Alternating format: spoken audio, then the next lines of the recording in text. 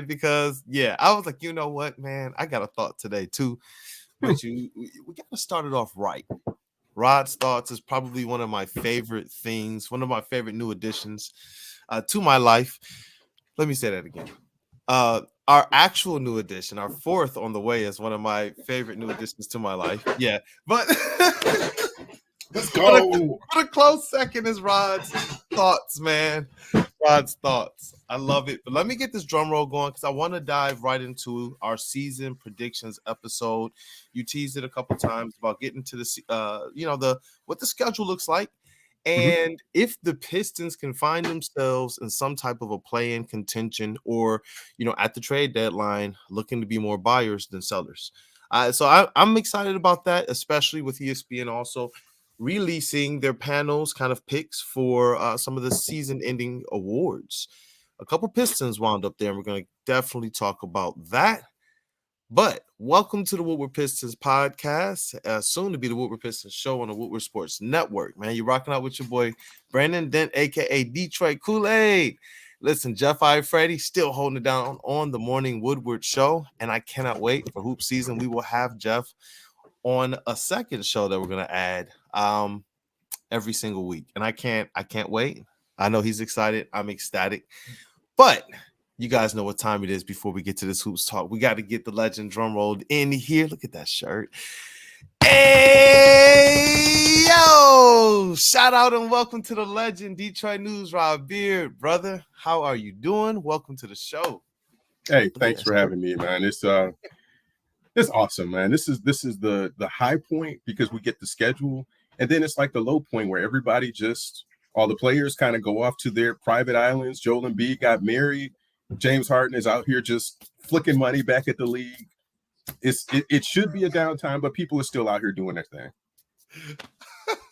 It's that time of year, and it's fun because the Lions are here right now. Shout out to them. I actually saw them move up their training camp power rankings from 13 to 10, in week 3. So that's pretty cool that people can kind of see this team is moving in the right direction. And I'm with you, man. Go out there and prove something. You said this a couple weeks ago, on the show. And any Lions thoughts before we get directly into Rod's thoughts? I just don't want to fall for the banana in the tailpipe again. I feel you. Show me what that Kansas City game looks like, and show me after week 3 or 4 what this thing looks like. I think they can win the division. Not in the sense that anybody can, and hope springs eternal when you start the season. It's anybody's ball game. I think they can win the division. It would be awesome if they did. But, injuries, the usual stuff just kind of crops up. I don't want to jinx anything. I don't want to hope too much and then look like an idiot at the end of the year because I'm saying 11-6, 10-7, something like that. I think 10-7 is very reasonable, and that should be enough to get them in the playoffs, and that might even be enough to win the division. But I just want to see positive things where when you go out of town and you say where you're from and you say Detroit, and they're like, "Oh man, the Lions are terrible." I'm like, "Bro, come on."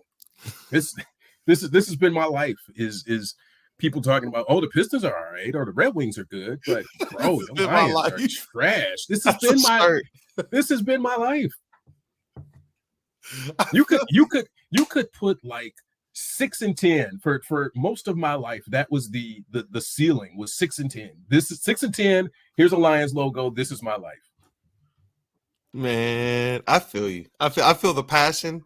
I feel you because, look, I'm telling you, I was telling Terry Foster, who is just like push button, still like they're gonna do it. I'm like, bro, they call me Detroit Kool-Aid. I don't even feel that way. I expect them to go out there, as it relates to expectations. Yes, everything on paper says this, but I feel like the Lions have been that team that on paper, it just never seems to. It just never seems to materialize. I do believe that they have the right ingredients, but man, you tread cautiously. So I get what it's like? It's like when you go on summer vacation and you come back to school for that first day of school, and the teacher's like, "Well, hey, what did you do?" And Yeah. everybody's like, hey, we went to Hawaii. We went down south and visited with family, or we did this or that. And they went somewhere exotic. And you're like, well, I went to Cedar Point. That's what being a Lions fan is like. You can't have the same adventures that everybody else does. But you're like, I went to Cedar Point. We went to the playoffs that one time. We were in the NFC Championship that one time. But that you don't have these adventures. You can't talk about good stuff that your football team has done. Hey, man. See, you almost got me to say something wild. I'm not gonna say that. I'm not gonna say that they're gonna make the playoffs. I was about to say something wild. I love Lions talk, man. I love it. You're not gonna get me out here saying wild thoughts. I'm not doing it. All right, but look, okay, we're gonna put that on pause. I'm gonna come back every week and make sure we get Rod's Lions thoughts and then Rod's Pistons thoughts because we have to, man. It's for the people, man. You know, I got on my Savior shirt today. My Cade Crusader out here. Got it on today. So I was like, you know what? For the people, we must do this. But Rod, take it away, man, with your Pistons thoughts. Rod's thoughts. Come swinging. This is me as Chappelle doing Rick James for all the people who were the Pistons are trash. 17 wins. Oh, and now Cade's the top expectation for most improved player. For real? So with the select team, Cade's good now. Okay, come on, come join us. Come join us over here. We've been telling you this entire time. Oh, Jalen Duren is good. Well, I mean, we didn't say that from day one, but we've been saying Jalen Duren, Cade Cunningham. We've been saying these things. So yes, come on, come join us over here. The water's nice. Water's a good temperature. Try the steak and the chicken. It'll be fun. I love it, man. I love it. And you know what? I concur. I agree completely. We're going to get into a little bit of, some Cade Cunningham news a little bit later as it relates to these season-ending awards and what the ESPN panel thinks of Cade Cunningham. I thought it was pretty interesting. It's something I've pondered as well. But I got a quick thought as well. Everybody, I saw this video making the rounds of Jaden Ivey being somewhat successfully, let me not say somewhat, successfully defended by a 5'8" point guard. And everybody said, yo, look at Jaden Ivey. He's making no improvements. He's going backwards. Bro, on one clip, man. One clip. Shirt drenched. Legs dead. What are we doing, guys? The one thing that we wanted to see Ivy one of those things we wanted to see Ivy get better at is his isolation. It was one of his weak points. Not the, pick and roll, run around you. Not the, I'm coming downhill and can get around you. It's exactly what we saw him working on in that clip. And that's what you want to see. And we don't know where he was in the progress because all of the other videos that I saw of his runs against people, not against pylons, against people and in these pro-ams, he's doing pretty good. Like, I don't know, bro. Like, and I know that this thing got started. I saw it was, I think, a Houston fan who started it. But I got disappointed when I saw Pistons fans really taking the bait. And that's the only reason why I brought it here. If it was just a Houston fan, I would have been like, you know what? They're just hating. We know who Ivy is. But the goal, and for Pistons fans to be like, see? And I've even heard some people say Marcus Sasser is going to push Ivy. I like Sasser. I do. Push him where? Hold on. We just skipped over the fact that he's supposed to be pushing Killian and competing with Monty Morris. He's going to be pushing Jaden Ivey. Push him where? Brandon, that's why I said, man, I had to address this, yo. I had to. It was just. Do not read the comments. It's just like when you go to the park or the zoo and it's like, don't feed the animals. Don't read the comments. We should post a little sign. We should put one right there, right behind on the shelf right there that you got. Do not read the comments. Yeah, I'm gonna do that. I'm gonna find some way to put it up there. Maybe I'll replace this up here. I have this up here just so people can see. I love Tigers. I love Detroit sports, but this has historical baseball figures on it and one Ty Cobb. So I was like, you know what? And the hat is crispy. I like it. Ty Cobb, Detroit AM. It looks dope, for the American. I like it. So I have that up there. But you know what? I was thinking about making some changes. No, leave that. but just put like a post-it note or something. Like, do We'll not do it read the right here, comments. Do right not read there. and that's a big enough spot for a post-it note too. There Because we go. it's like everything. We're in a YouTube, Instagram, just every video means something. And that's why you can't do anything. You can't go anywhere or do anything because somebody has a camera out to say this event is who you are and what you are. You have a season's worth and a season's worth of NBA material and some college material too. And you want to pick on this one clip and say, see, I told you so. Come on, man. That's we're not doing that. We're not gonna say. Yep. And we don't know where this is after a 3-hour run, and you mentioned it. He could have dead legs at that point, and they could have wrapped right after that one little clip and been like, okay, yeah, that's it, we out. You don't know that. You know what? You know, there's gonna be these same people out there cheering for Jaden Ivey as soon as he goes through another stretch. Like, we're not talking about a rookie here. We're not talking about like, yo, we just drafted him. Look how he's looking in the runs. We're talking about a guy, man, who realistically went on a run last year of what, like 25 to 30 points per game, like over a stretch of like 6, 7, 8 games to go along with a string of assists. And I remember we sat on this pod and kind of remarked that, like, yo, I knew that he wasn't asked to play make in college like that, but who knew he go on a stretch where he's getting 10, 11, 12 assists per game every single night as the lead guard. Like, what are we talking about? That was as the lead point guard. Now, if you want to see, can he be ISO Ivy? Well, that's not something that we've really seen. And when we do, all of us can continue to say, hey, maybe he has to work on that.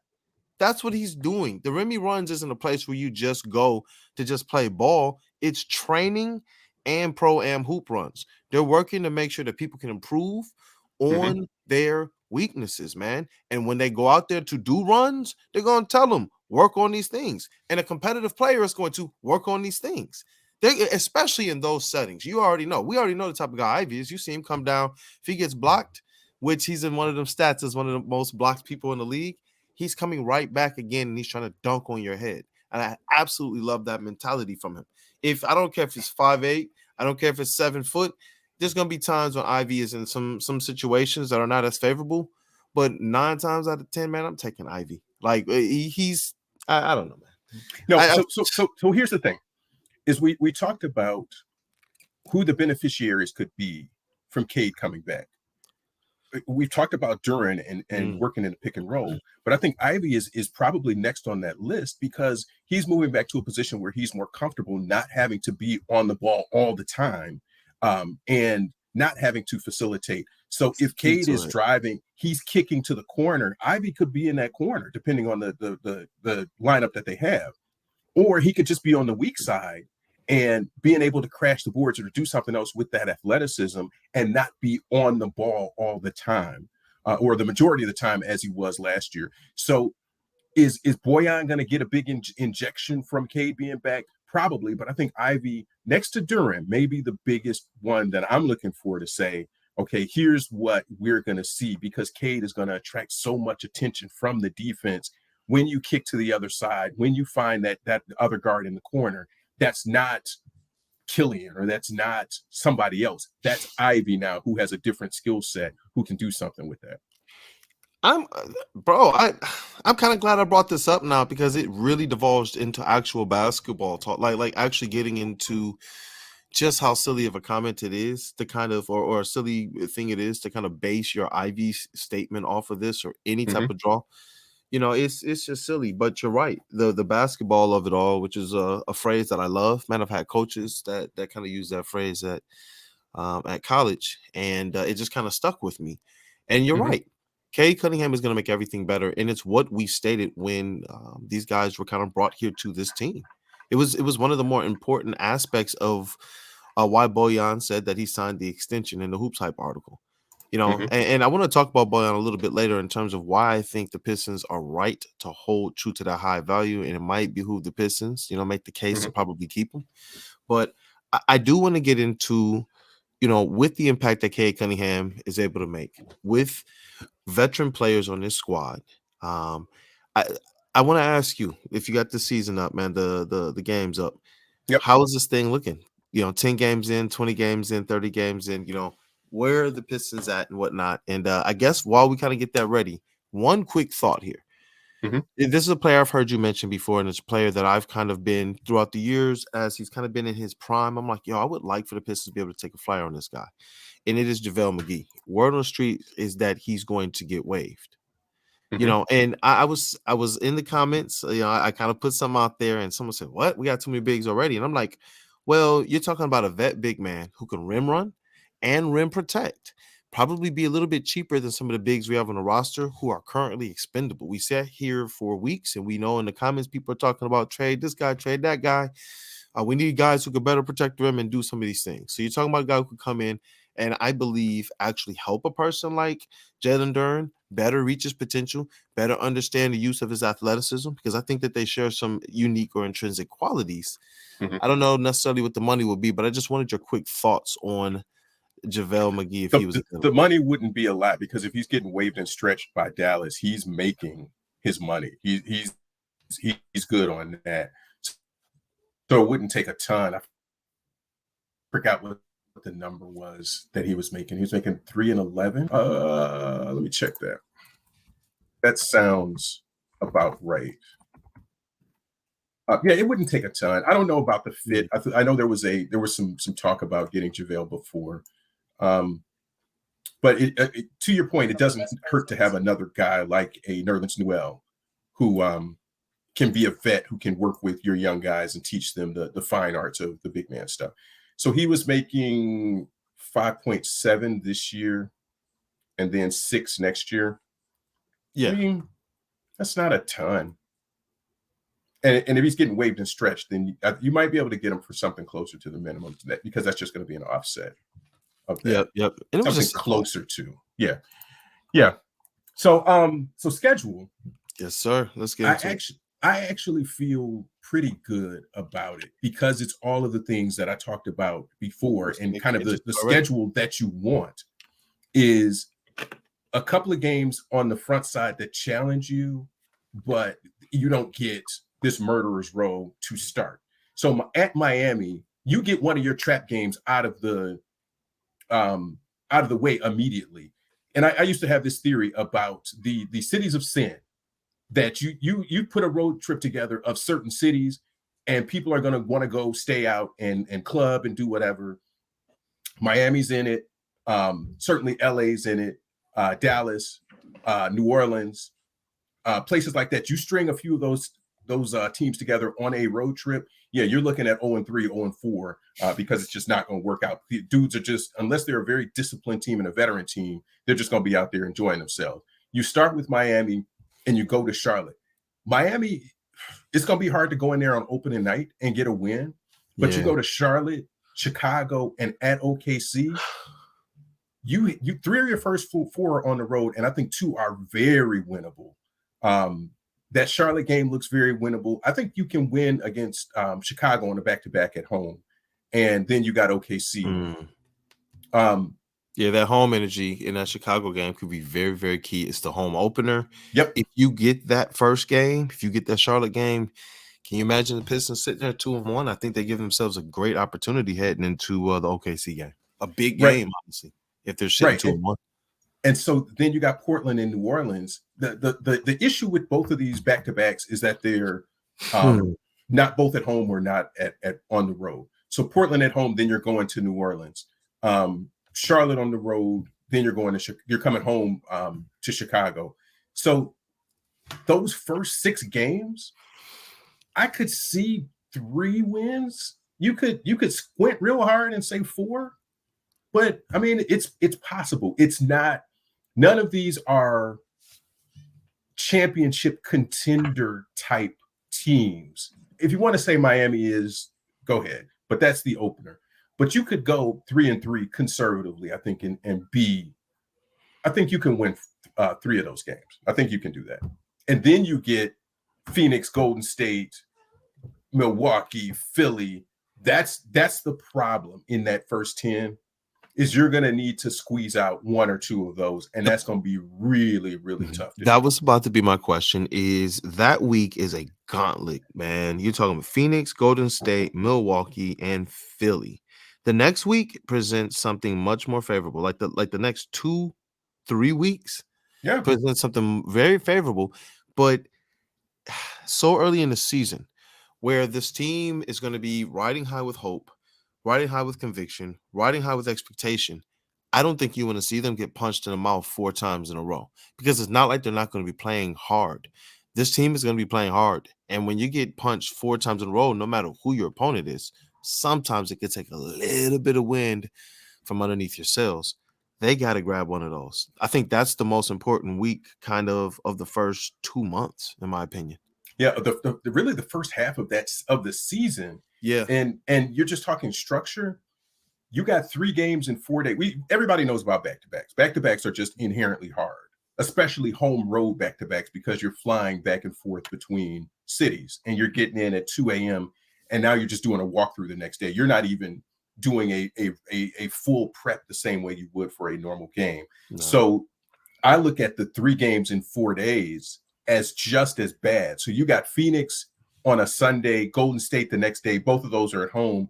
Then you got Election Day, so you know it's going to be off. There's no walkthrough, no practice anywhere in that. And then you go to Milwaukee to play. So I think there's pitfalls in this first part of the schedule. That week, you got to get 1 game in there. You can't have a good start to the season and then just drop 4, and you're sitting at 3-7, 2-8, whatever, to start the season. That's the biggest issue that I think they're going to have getting through mid-November, is what does that first 10-game stretch look like? Can you get 4, and really can you get 5 out of that? If you go 5-5, I think you are setting yourself up for a really good next stretch of the season. But that getting through that week is going to be tough. 5-5, 4-6. I believe going into games against Chicago, Atlanta, Cleveland, Toronto, Denver, and Indiana, Washington, Los Angeles, New York, to kind of get through November, like you were saying. I think that they give themselves a certain amount of confidence to ride with, man. Can you imagine being at that point, 5-5, going back to Chicago, a team that if you're 5-5 or 4-6, you've already beaten them. Going to Chicago and then coming home with Atlanta. That, to me, depending on where the Pistons are at, is going to be either raucous and packed at LCA. That I'm talking about that November 14th game against Atlanta, or it's going to be kind of, is it cold in here? How LCA gets. Yeah. You know, I think I'm with you, Rod. Like I said, that week with Phoenix is one where I'm just like, ooh. But when I look at the rest of the schedule in November, I'm like, you know what?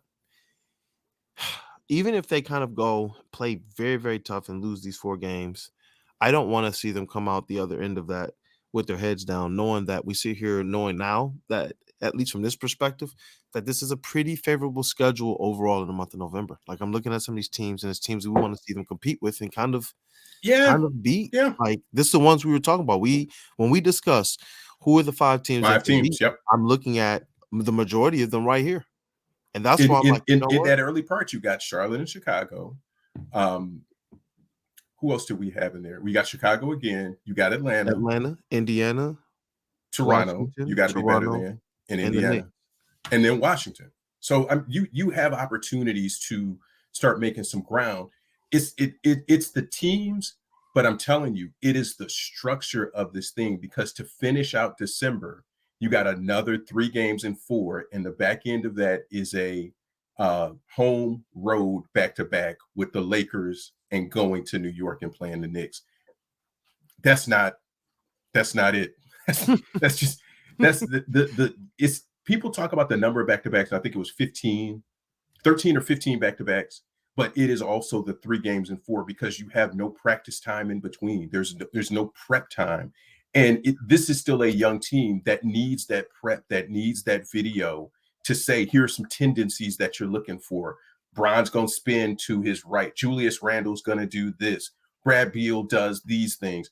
That's stuff that you need to know as a rookie and as a young player, because you're not like Boyan. Boyan knows. Boyan can teach this thing. He's been around enough. But Ivy, it's not as intrinsic to him to say, here's what tendencies are for everybody else. Yeah. I as you move into December and what kind of excites me about this is if the Pistons can find a way to be really competitive, I would say, competing every night. That's their Mhm. mantra, and find themselves in a favorable position, maybe hovering around 500, maybe 2 to 3 games under 500 at the end season tournament. Man, I'm looking at the month of December. There are some tough opponents there. You would suspect maybe Boston, Milwaukee, Philly, and I don't know what to expect from Brooklyn. There's 2 games there, but you got Cleveland, you got Indiana, you got Atlanta, you got I think a game against Utah that it's on That's a NBA gettable game. TV. Yeah, that's what I'm saying. I think that's a very very winnable game. I don't know, man. I'm looking at this schedule and I get you. Before we kind of went through it this way and really started to kind of articulate how they can come about this, even factoring in an 0 for 4 week potentially. It's like, you know what? I think this is the year to really kind of hold the expectation to these guys being somewhere within that playoff play-in Mhm. race. Maybe 11th seed, because 6 through 10 is what is in that play-in. If the Pistons are sitting at the 11th seed, I'm not going to be too upset with that. Sitting around after about 20, 30 games. Mhm. That to me is a remarked improvement and an absolute win as it relates to people, who believe in the restore, the restore truthers out there. I think that to me shows that this team is on the right path. And what do you do though in that situation? Like what would buying look like as you would approach the trade deadline and all-star break and things of that nature? What would buying look like? Because that's the part of it that I'm like, man, if they actually are there, what do they do to move the team forward? Or are they just kind of holding tight, move the team forward in a big way, or are they holding tight and just looking for marginal improvement? Buying could look like packaging Boyan and Joe Harris for something bigger, for somebody who has a longer term contract that you're not afraid to eat. Um, Buying could be just fortifying certain positions. It kind of depends on who the sellers are and what they're selling. Because here's the other thing that got kind of floated around. And if you're the Pistons, do you go after Pascal Siakam? Do you make an aggressive sort of offer for Pascal? Does he have a skill set that fits in well with something that you need? That's something you have to figure out, because buying could be Pascal if he's still around on the market by then.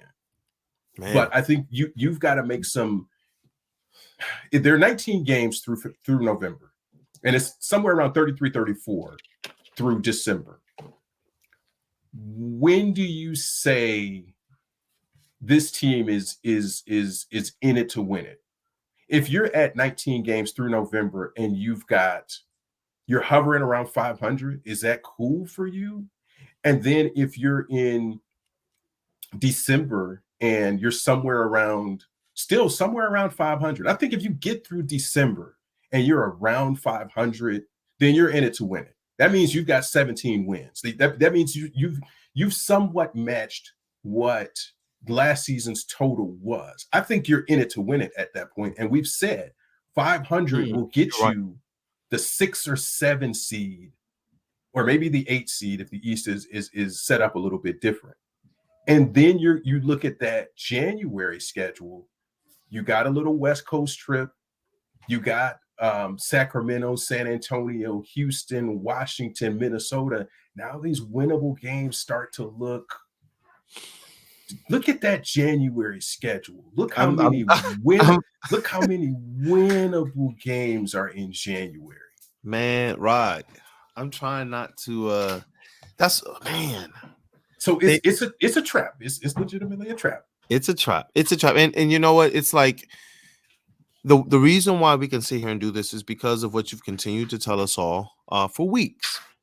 Let's see what the beginning of the season looks like. Let's see what type of start they get off to. Let's see where the majority of their back-to-backs are. Let's see what how their road games swing. And when you kind of look at it this way, even though I know a lot of people were making mention to, and really upset with the back-to-backs and having the most of those for a second season in a row, if you had to pick your poison, if you had to pick your fight, I think they have a pretty favorable start to the season.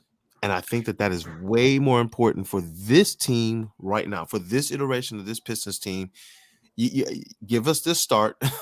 Let us get through some of these teams that we're going to be competing with. So whether, and this was a nuance that I wanted to bring up. So whether they actually go through it, through November and December, and are actually like where we believe, not maybe where we believe, but the expectation of maybe being in the play-in race, at least they know where they match up. Troy Weaver said something very, very key, and he said he wants to see what Monty Williams can do with these guys. He wants to see what they have first, so that now then they would know better what to go out there and trade for. They would know how to better augment this team, And I think that that's very, very important. Get through this kind of first month and a half, figure out some of these teams. So you're going to play a lot of these same teams again in January. If they come through this thing with this buyer's mentality going into January, then the expectation to me should be that these are wins. It shouldn't be the same way we're kind of going, in November and December. Well, maybe if they come through that stretch, through those 33 games through December, and they're sitting there with like maybe 12 to 15 wins, how many wins would you need them to have to say, you know what, they got to go in there and beat some of these teams. They got to beat or really compete with the Lakers, the Cleveland Cavaliers. How many wins would you want to see? If I counted it right, it's 34 through December. 34? Yeah, because they got Houston, Utah, Sacramento, Houston again, Washington, Charlotte. Man, they gotta if you get me through December, and you're talking about 15, give me 15. If they're 15 and 19 through December,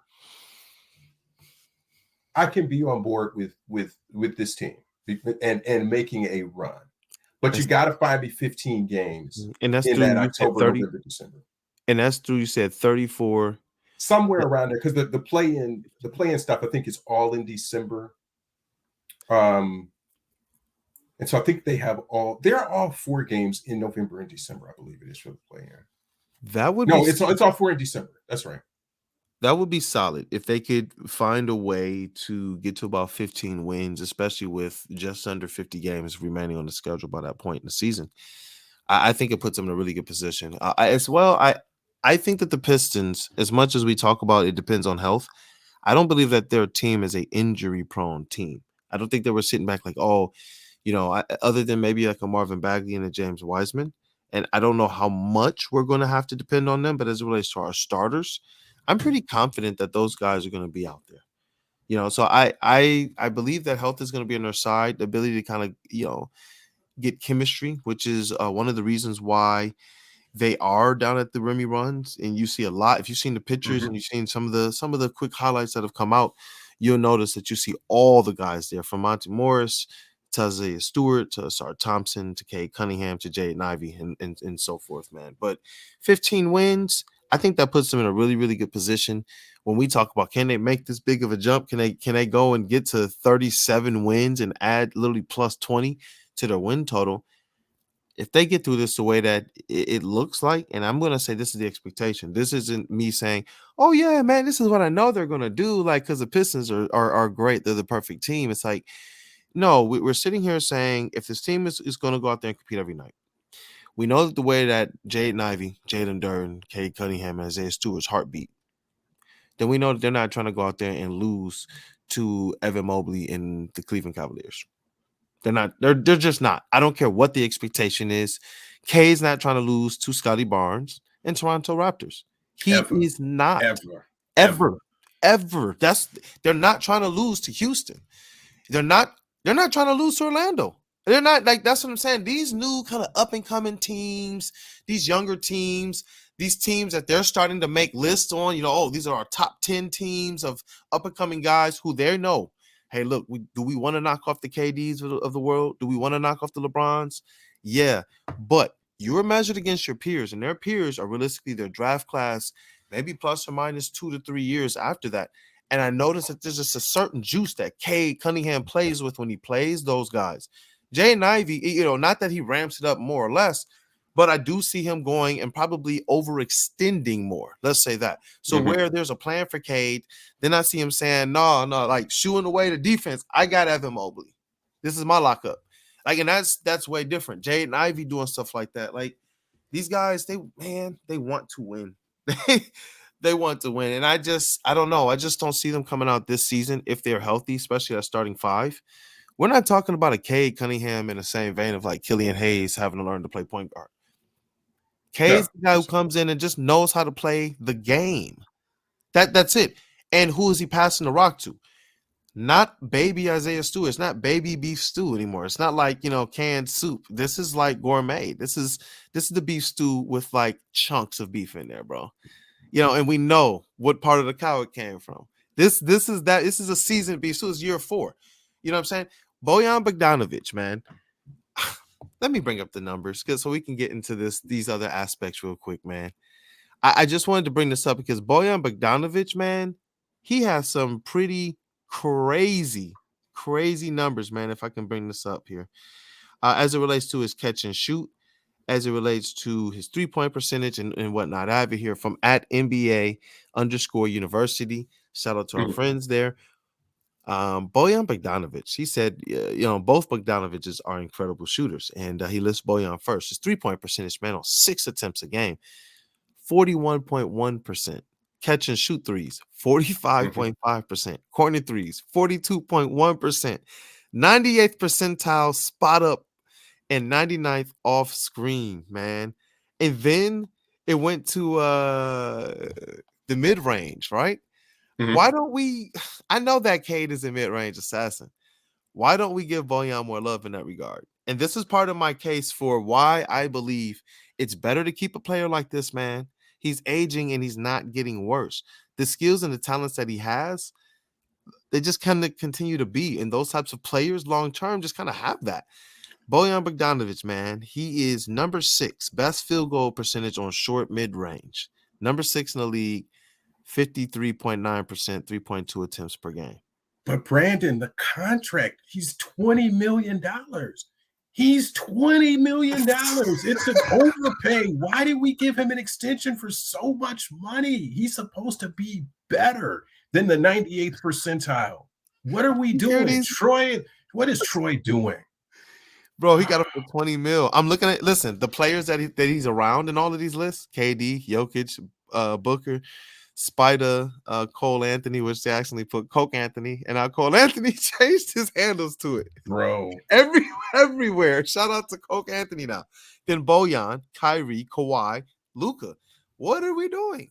Like, wow. Like that to me, every one of these lists that I keep seeing, Bojan just keeps making these lists. And everyone in the comments, they talk about everybody else around him, and no one really talks about Bojan. And I'm just like, you know what? I'm not so ready to just trade him. The way we talked about Grant on defense, I believe that Bojan's going to make that type of impact for Cade Cunningham, for the rest of our ball handlers on the offensive side of the ball, especially when you're talking about shooting. I'm not going to sit here and say, Bojan Bogdanovic, the 3-point shooter. No, this is Bojan Bogdanovic, the shooter from anywhere. He will flame you from anywhere, mid-range, layup, 3, like the bench, the locker room. What's up, bro? So I will play the other side of this, and I got to dip in a sec. Yep. I will play the other side of this. Talk to me.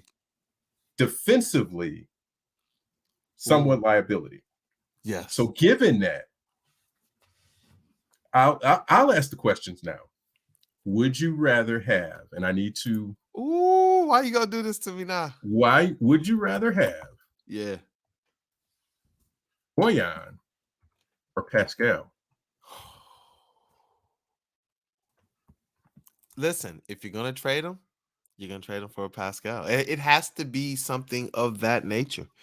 Something of that nature that can step in right away. You're gonna lose a little bit on the 3-point shooting. You're hoping that Joe Harris and the improvements of guys like Ivy and so forth would be there. But I believe that Pascal brings you a little bit more of that two-way play, versatility, and ultimately, I think you got some dogs if you're talking about him, Stewart, and Duren. I really do. And you can get some crazy lineups as it relates to Pascal's versatility. Crazy lineups, man. Let me retract that. Pascal is making 38. Woo! Boy, And got Boyan for 20, man. Pascal is making 38 and he's on an expiring. So I don't know if you are willing to invest in Pascal long term, because that's what that would end up being. I thought he had maybe a year or two left on his deal, but he's expiring. Never mind. Yeah, it makes it a little bit tough. It's like as a fit, yeah, that's the type of player that I would definitely say. So the problem with that is that it rubs with Stewart a different way. Let's put that on the thing for next week. If you're trading Boyan, who are you trading him for? That's a cool one. So this week was the case for Boyan. Next week we can do the case for trading him. I like because I think defensively you have to get better around him. And the drawback. You can hide Boyan defensively. Offensively, you certainly need the skill set that he brings, but would you trade some of that offensive skill set for a better defender and a rangy, lanky defender like Pascal? That's the question. I don't think you can have too many of those types of players. You can't. NBA. You can't. But it's what we always talked about with the problem with the defense. Who guards KD? Who guards Bron? Who guards those 6'9" dudes who are just super athletic? You don't have one of those on your roster. You don't. For a while, bro. You were the first person to kind of put that bug out there in any aspect of media. Who guards Giannis? You don't and who guards Sabonis? You don't have a guy like that. You need that. Used to be Marcus Morris, Markieff Morris, used to be kind of Tobias. You could kind of do something like that. But once you revamp this roster, you need that guy who can guard those types of dudes. Who Bam Adebayo. You need someone who can guard that dude, not a center. But it's kind of a 3-4 who's big and athletic, and you just can't do anything with them. If you don't have somebody who can guard those guys, you're not gonna make it in this league because there are too many of those guys now. Too many average ones that'll walk into your gym if you don't have the person to defend you, and they will absolutely sauce you all night. And we see it, man. Since they haven't had those players, I know when you cover the team, and as well as as you continue to be there.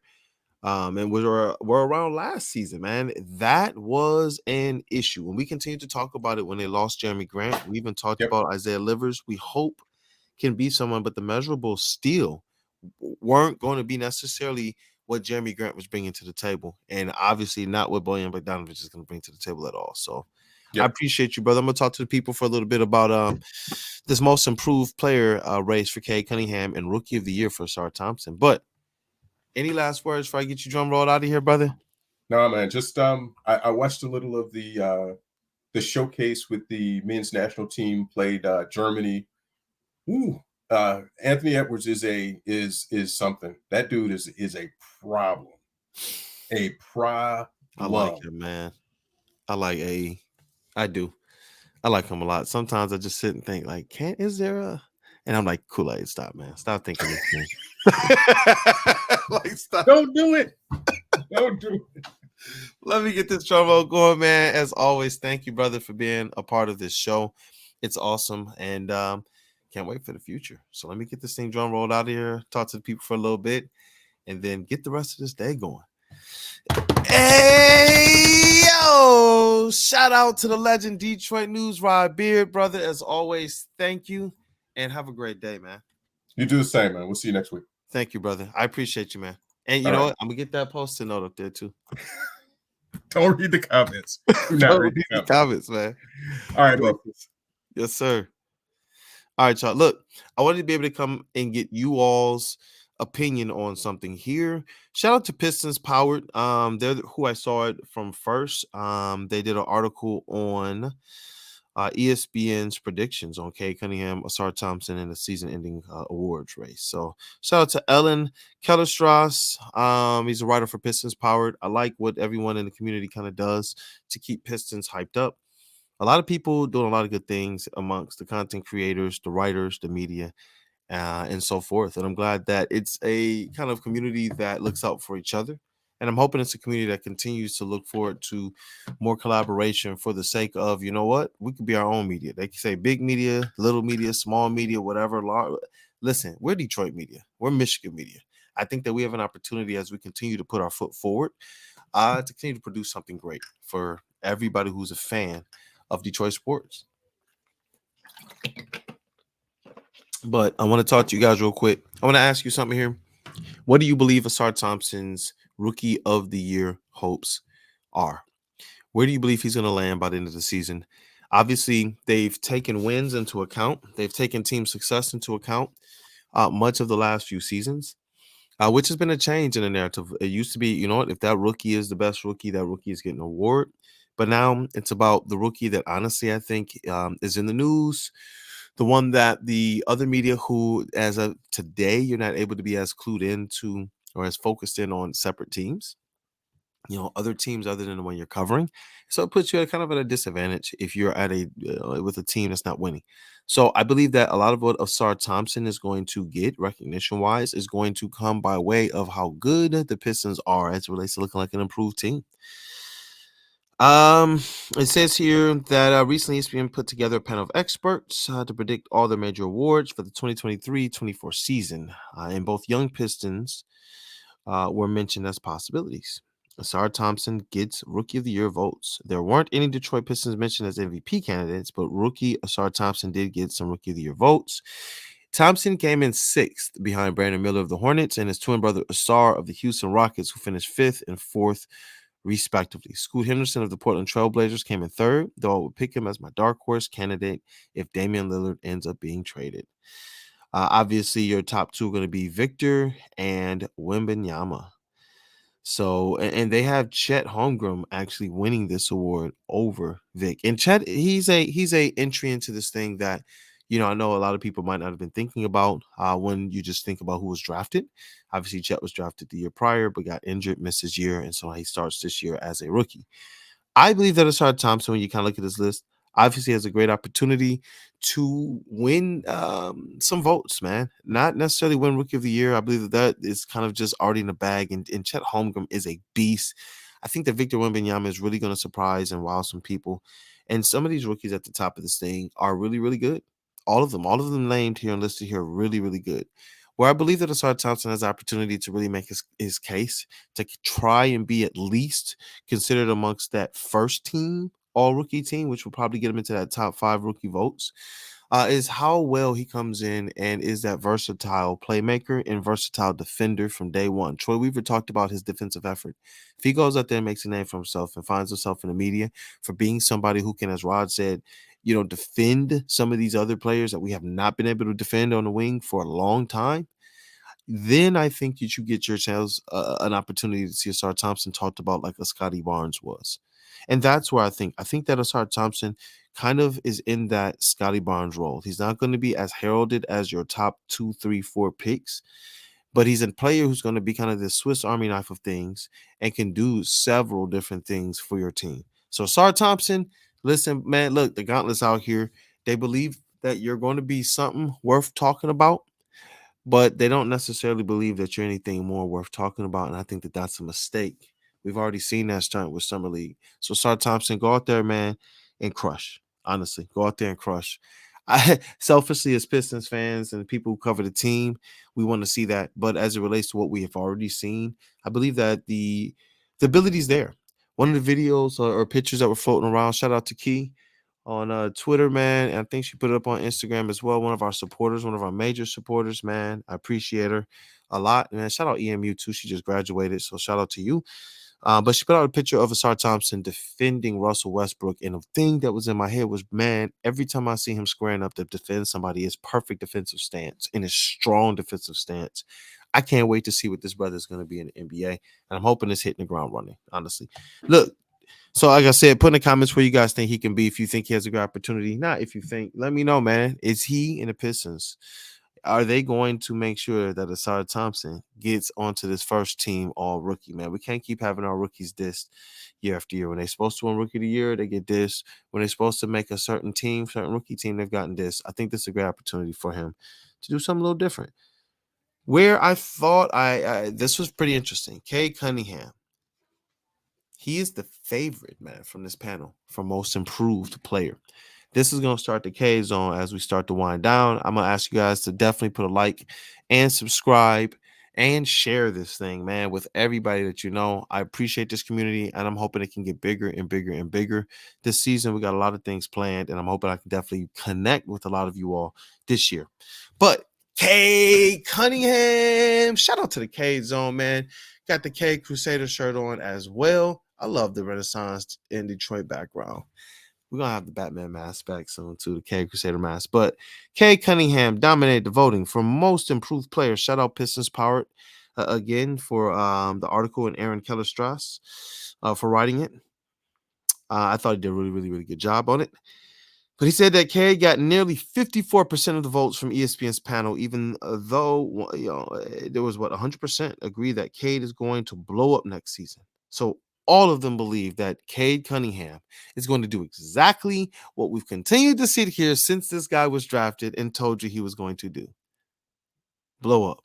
This is what the panel, look, everyone's racing to the bandwagon now because nobody wants to be wrong. Nobody wants to miss the show. Listen, guys, we got the receipts. I know that a lot of you guys in the comments have been on the bandwagon too, well before it got popular. It says, 54% of the vote for most improved. I don't know how everyone thinks he's going to blow up, but only 54% think he's going to get most improved player. I don't get that, man. But yeah, he averaged in 12 games last season 19, 6, and 6, and it was kind of at the tail end of that. Let's take the Boston game out, which was that game that last game he ended with 4 points, and he was pretty pissed. He wanted to go back out and play and prove that was just kind of a fluke. If you go back kind of before that, he had a stretch of games where he was averaging like 28, 8, and 8, 28, 8, and 7 per game, and that's the Cade Cunningham that I believe we're going to kind of see this year. He's not a player who is going to be, I think, hunting for that three-point shot with that leg kind of healed. He's looked a little bit more springy. And if you can look at the style of play he played during the Team USA, he was hitting that pick and roll with Jalen Duren and others regularly, getting into that middle and making plays, whether it be lobs, stepping back out and shooting at three, or hitting that mid-range with ease. Remember, one of those games he went 100%, 4 for 4 from the field, hit a couple mid-range, and continued to just absolutely dominate as it relates to playmaking and being a connector, making his teammates better. So Aaron continues. Last season was all about injuries. It's not as if Cunningham was bad, but he still has a chance to make a big jump statistically. Cade has looked a lot stronger in recent scrimmages and will have 2 healthy legs for the first time since high school. And these are things that we've all continued to talk about. I'm glad the community is always been kind of keyed in on these things, and it's where we put a lot of our hopes at. I've continued to sit here and say it. Why can't we look at Cade Cunningham the way other people looked at Luka before he was Luka, or Ja before he was Ja? Cade has gone out there and proved that he is one of the top rookies. That he proved he was one of the top rookies of all time. Period. Whether they want to be able to honor him or not, he put up the stats, he broke the records, and he tied things that only major players like Michael Jordan had done in the NBA and players like Isaiah Thomas and Grant Hill had done in the Pistons franchise. And that's huge when you talk about how long it's been since the Pistons have gone before they drafted a player like this. You got to go back to Grant Hill. That's a long time, y'all. So I get it. There's a lot of apprehension. People they have some concern about going all in on Cade Cunningham. But yeah, I want to know what you guys think, as we bring this to a close, about the Pistons 34 games through December. What do you believe their record is going to be? I'm putting it at 15 wins is what I want to see through those first 34. I know that's what Rod was saying. If they're sitting there, let's go be buyers. I want to see the Pistons go out there and really, really, really, really, really, really, really be buyers. That puts them at 15 and 19. It's going to be tough. I believe their floor should be 12 in terms of expectation. But if they're hitting and firing on all cylinders, 15 wins is not out of the realm of possibility for these Pistons. They're playing teams that we want to see them go out there and compete against and be better than. 5 teams. Can it be better than 5 teams? All right, y'all. Look, I'm going to shut it down for this week, man. I've had fun. I look forward to the future. I'm actually about to zip out to Woodward Sports in a little bit, man. And I think you guys are going to like what's on the way. Stay locked in. I appreciate you all. God bless. And shout out to the crew, man. I can't wait for Table Talk tomorrow night. Definitely make sure you're tuned in and tapped in for that. We're going to talk kind of some of these same things, but get some different perspectives from some of the guys. I know Steve is probably ready to shred this 15 wins talk, but we're going to see, man. Shout out to the rest of the guys, Sean, Jeff, everybody, man. Jalen. Shout out to some of my Woodward guys as well. Booner, Broder, Sam, JB, and the rest. Really, really, really good people. But God bless you guys. Have a good rest of your day. Have a great end to your week as well. Glad to get you over hump day. This has been the Woodward Pistons podcast on the Woodward Sports Network. I'm your boy, Brandon Dent, a.k.a. Detroit Kool-Aid. Till next time, y'all.